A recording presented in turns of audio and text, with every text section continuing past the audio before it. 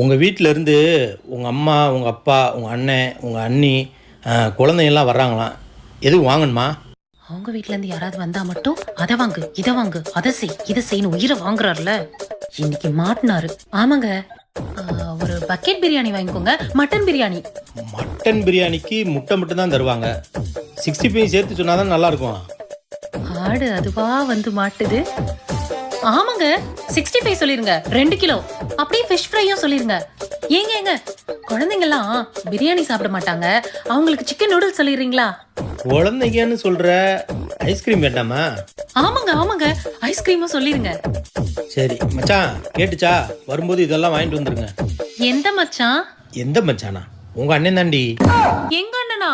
அவன் தாண்டி வரும்போது ஏதாவது வேணுமா சொல்லுங்க, வாங்கிட்டு வர்றேன். நீங்கள் ஏன் மாப்பிள்ள அலையிறீங்க அப்படின்னு சொன்னான். வேற எது வாங்கணுமா சொல்லு. மச்சான் பேரு மதுரை.